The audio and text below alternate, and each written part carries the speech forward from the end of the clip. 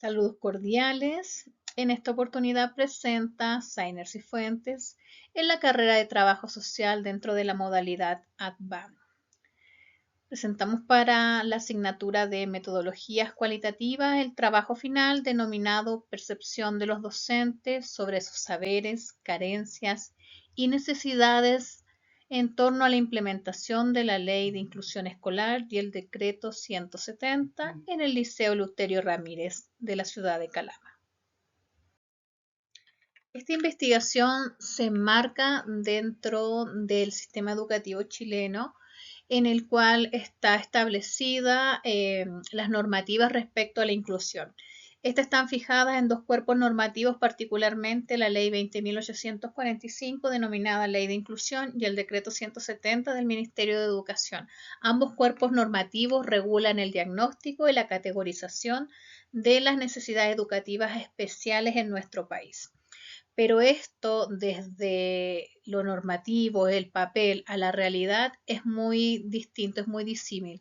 Particularmente en el establecimiento que es el Liceo Eleuterio Ramírez de la ciudad de Calama, se presentan distintos desafíos. Entre ellos, la falta de formación específica de los docentes, la sobrecarga administrativa que esta ley trae aparejada, las tensiones entre poder adaptar el currículo nacional a cada una de las necesidades educativas, porque cada niño es un mundo, el rol en sí mismo del docente. Este fenómeno, en torno a esto, surge el fenómeno de investigación, que es poder comprender cómo los docentes experimentan y significan la ley de inclusión en su vida cotidiana. ¿Y cuáles son los aportes que esperamos con esta investigación? Esperamos poder, a través del conocimiento que viene directamente desde los docentes, aportar a las orientaciones de mejor toma de decisiones dentro de la institución y también de poder diseñar estrategias de acompañamiento que fortalezcan las prácticas de inclusión dentro del aula. En torno a los antecedentes recabados podemos establecer nuestra problemática, como habíamos mencionado, y los objetivos de investigación. Hablábamos que en el Liceo Eleuterio Ramírez, en torno a la implementación de la ley de inclusión, en torno al decreto 170, existen tensiones entre lo que dice la normativa y lo que realmente se desarrolla en la práctica. Por ello surgen nuestras preguntas de investigación. Primeramente, ¿cómo perciben los docentes del Liceo Eleuterio Ramírez sus propios saberes, sus carencias en relación a la ley de inclusión y al decreto 170? ¿Qué necesidades formativas y de apoyo identifican los docentes para llevar a cabo de manera efectiva los procesos de inclusión? Nuestro objetivo general de investigación será comprender las percepciones de los docentes del Liceo Eleuterio Ramírez respecto de sus saberes, sus carencias, sus necesidades. Asimismo, como objetivos específicos tenemos que, primeramente, describir las percepciones de los docentes, identificar las principales carencias formativas que ellos manifiestan y analizar cómo las percepciones influyen en las prácticas pedagógicas cotidianas dentro del liceo. En esta investigación, la metodología a utilizar se realizará desde el paradigma del enfoque cualitativo, por cuanto este tiene un carácter interpretativo. En este sentido, nosotros no buscamos en esta oportunidad medir variables, sino que lo que buscamos es conocer las percepciones, conocer las experiencias subjetivas de los docentes. El proceso metodológico a utilizar, primeramente, como ya mencionamos, es plantear el problema, luego realizar una inmersión dentro del campo. En este sentido, se hace desde la mirada del cuerpo docente. También realizamos una revisión de una serie de literaturas para establecer nuestro marco conceptual de referencia, entre ellos análisis de las mismas leyes. También definimos el diseño de investigación, en este sentido será un diseño fenomenológico. Nuestro muestreo será un muestreo intencional. Realizaremos la recolección de datos mediante entrevistas semiestructuradas y realizaremos un análisis inductivo de los datos hallados, estableciendo dimensiones y categorías, y finalmente interpretaremos los hallazgos. ¿Por qué es importante este enfoque? Porque este enfoque nos permite explorar las significancias de los saberes de los docentes, también significar las carencias y las necesidades desde su propia voz.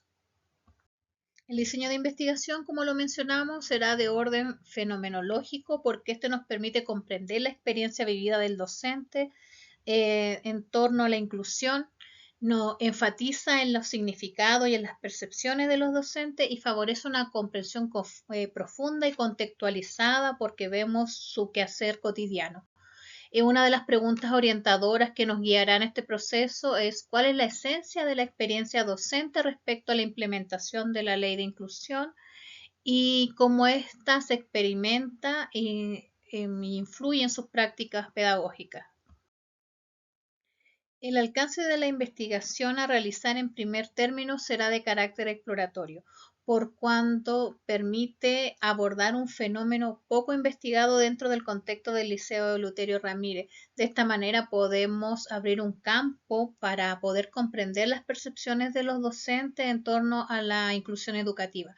Y también tendrá un alcance descriptivo e interpretativo porque detallará de manera pormenorizada aquellos significados que le dan los mismos docentes a su experiencia cotidiana en torno a la inclusión y también detallará los saberes que ellos tienen y las carencias que pueden vislumbrar en torno a su práctica pedagógica.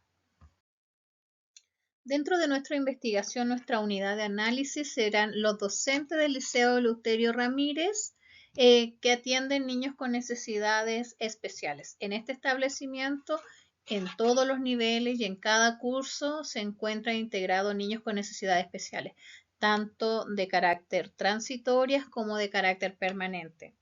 El tipo de muestra que nosotros vamos a realizar va a ser una muestra intencionada porque vamos a seleccionar a los docentes para poder conocer de manera directa su experiencia. Esto está acorde con la investigación cualitativa, está acorde con el enfoque fenomenológico que vamos a utilizar. El criterio de exclusión será que sea docente del establecimiento y que por lo menos lleve un año de práctica docente dentro del mismo establecimiento. Y el criterio de exclusión quedarán excluidos aquellos docentes que lleven menos de 6 meses de permanencia en el establecimiento. La técnica de recolección de información principal es la entrevista de carácter semiestructurada, por cuanto esto nos permite poder tener una flexibilidad del momento de realizar las preguntas, incorporar mis propios conocimientos respecto al tema como docente y poder ir profundizando en la medida que se desarrolla el diálogo en algunas preguntas.